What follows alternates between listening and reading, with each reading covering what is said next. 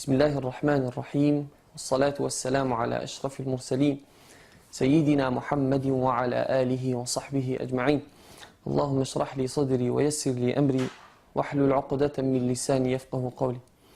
Chers sœurs, chers frères, salam alaikum wa rahmatullahi wa barakatuh. Bienvenue à vous sur ce nouveau site islamnord.fr, un site qui a un certain nombre de buts que vous pouvez lire dans la ligne éditoriale qui est publiée sur le site. Donc c'est un portail web sur lequel vous trouverez un certain nombre d'informations concernant la communauté musulmane, mais également des chroniques littéraires, des chroniques vidéo, un certain nombre d'articles. On essaiera de créer une base de données solide, Inch'Allah, pour permettre à la communauté de s'instruire et d'échanger, Inch'Allah. La chronique que je vais vous présenter, c'est la chronique, ce sera une chronique vidéo hebdomadaire, Inch'Allah, et qui concernera les règles de récitation du Coran, ce qu'on appelle en arabe ahkamu at-tajwid. Les règles de récitation du Coran, elles sont très importantes. Il nous a semblé très important de faire ce genre de vidéo pour plusieurs raisons. D'abord parce que on a constaté le manque de ce genre de vidéos. Il n'y a pas beaucoup de vidéos qui expliquent le tajwid.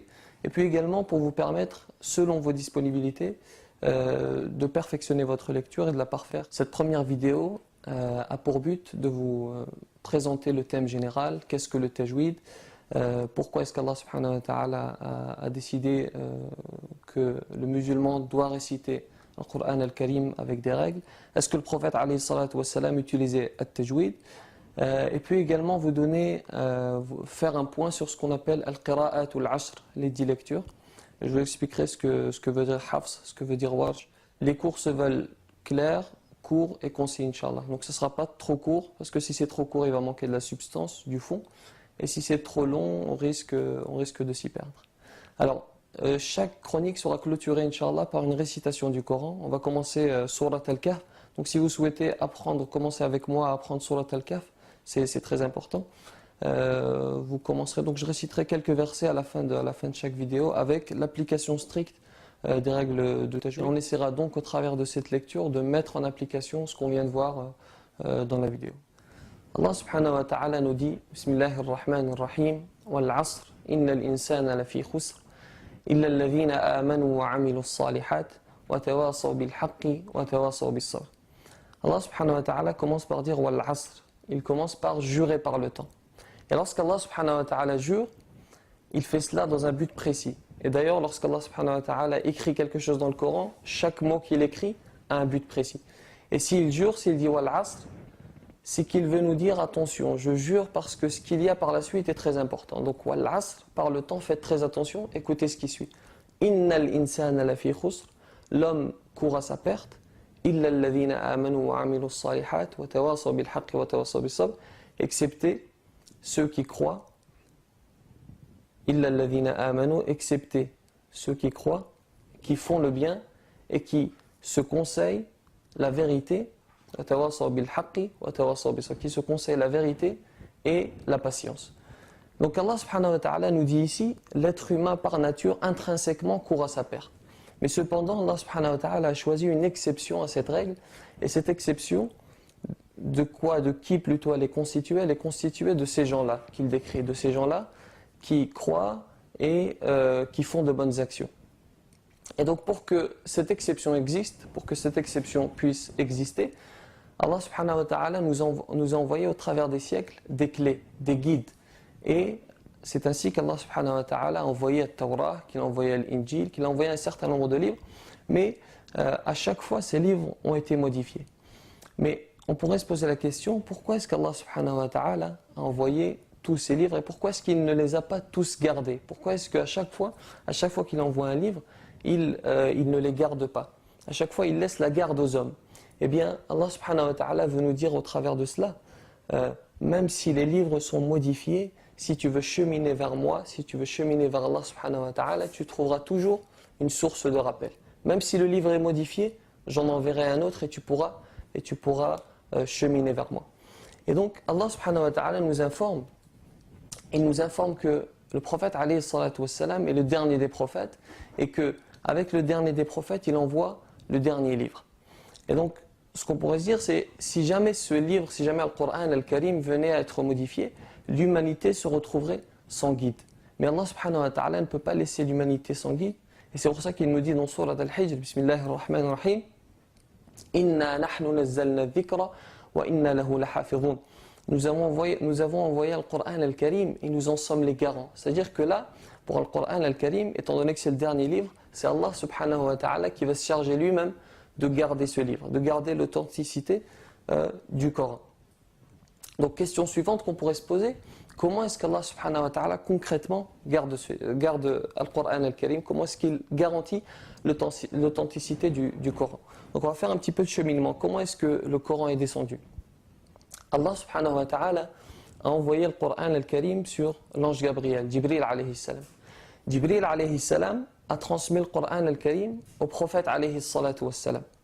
Il faut savoir que le prophète alayhi salatu wassalam n'apprenez pas le Coran al-Karim avec sa mémoire, puisque nous, lorsque nous apprenons le Coran al-Karim, le Coran entre dans la mémoire.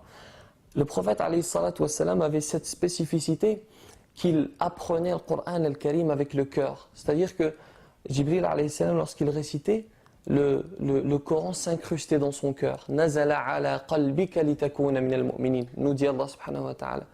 C'est un livre que nous avons ala qalbika litakuna minal mu'minin. C'est un livre que nous avons gravé ou que nous avons envoyé sur ton cœur pour que tu sois parmi les croyants.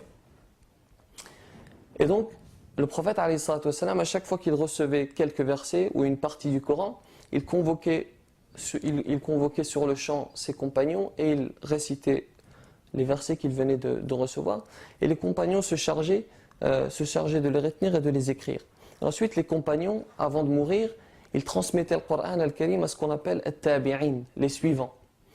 Et at-tabi'in, pareil, on transmet le Coran al-Karim à ce qu'on appelle tabi'at-tabi'in, c'est-à-dire les suivants des suivants, ainsi de suite, jusqu'à ce qu'on arrive à nos jours.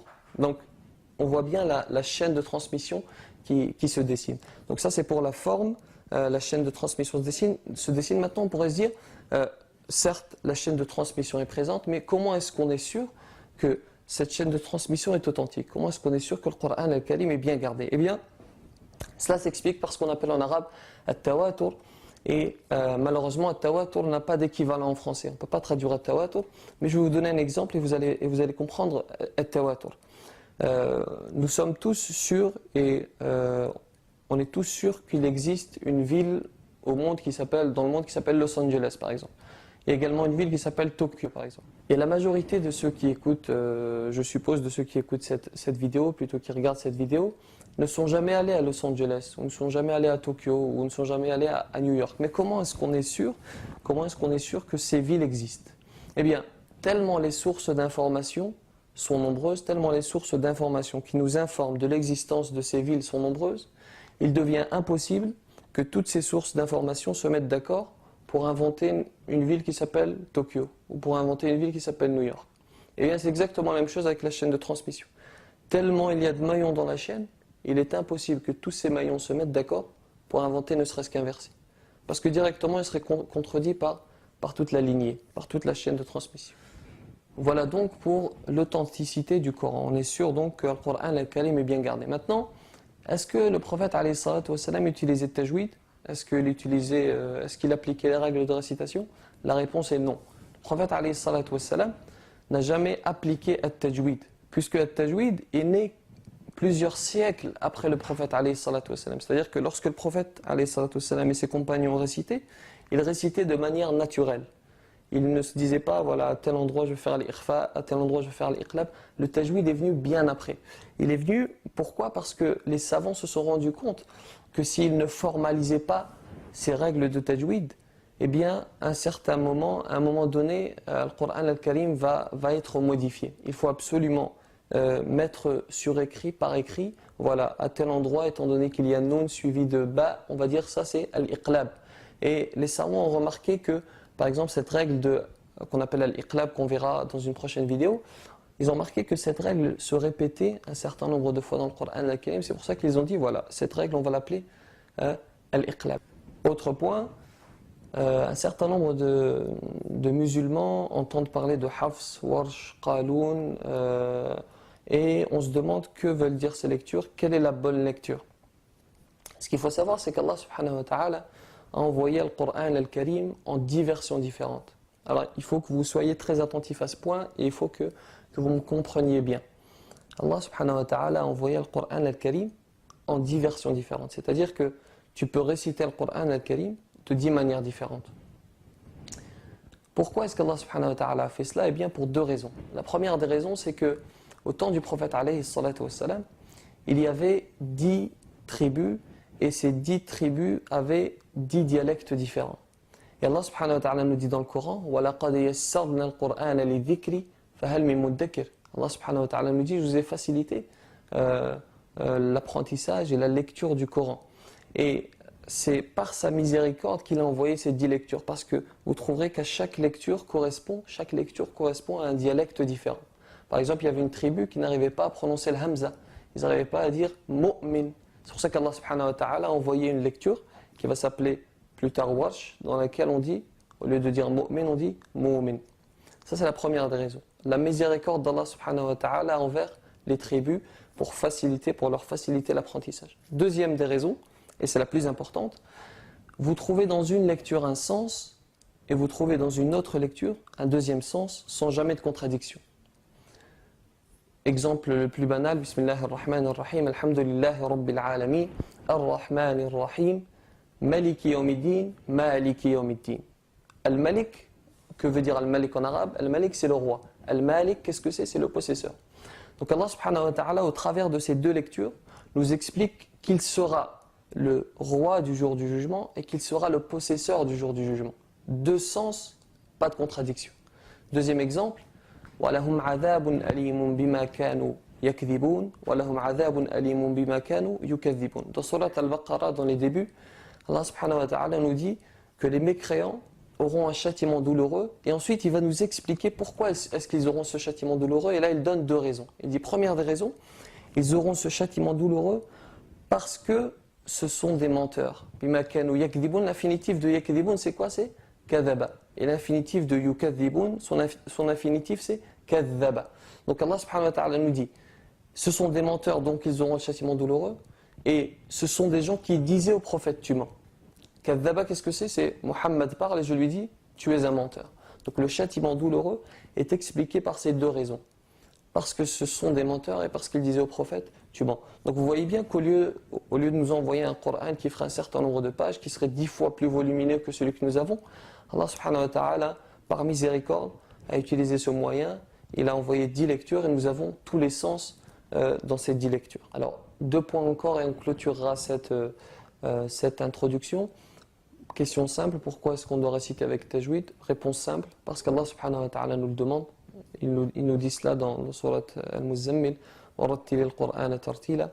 Et puis c'est très important de réciter avec les règles, parce que si on ne récite pas avec les règles, on risque de changer le sens des versets qu'Allah subhanahu wa ta'ala a envoyés. Parce que vous savez que la langue arabe est très maniable, lorsqu'il suffit de changer une lettre, de changer ne serait-ce qu'une lettre pour changer complètement le sens. Je vous donne un exemple. J'étais dans une mosquée en train de prier et l'imam, malheureusement, c'était au Maroc, l'imam malheureusement n'avait pas trop de connaissances dans les règles de tajwid, et au lieu de dire Allahu Akbar, il disait Allahu Akbar. Donc il a changé complètement le sens. Au lieu de dire Dieu est grand, il disait Allahu Akbar, qui veut dire en arabe Dieu est-il grand.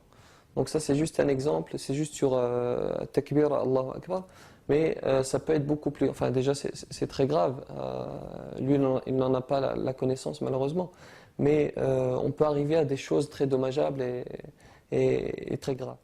Le dernier des points, j'aimerais vous présenter un imam qui a vécu il y a quelques siècles, un imam qui s'appelle Ibn al-Jazari. Ibn al-Jazari, c'est un imam qui a écrit ce qu'on appelle Al-Jazariya.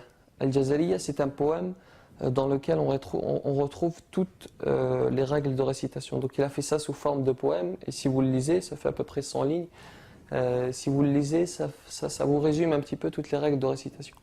Et subhanallah, l'imam Ibn al-Jazari, il a une histoire particulière puisque son père était à Al-Hajj et il était en train de faire les rites et lors d'un rite, il a fait une invocation, il a dit à Allah subhanahu wa ta'ala, Ya Rab, oh Allah, un, donne-moi un enfant qui sera pieux et qui sera savant. Donc très important, il a fait l'invocation, il voulait un enfant savant. C'est pour ça que lorsque vous faites vos invocations, demandez, c'est très important, demandez à Allah subhanahu wa ta'ala qui vous donne un enfant savant, c'est très important. Et donc 9 mois après, subhanallah, 9 mois après le Hajj, c'est-à-dire pendant le mois de Ramadan, après la 27e nuit la 27e nuit du Ramadan, Ibn al-Jazari est né et c'est devenu l'un des plus grands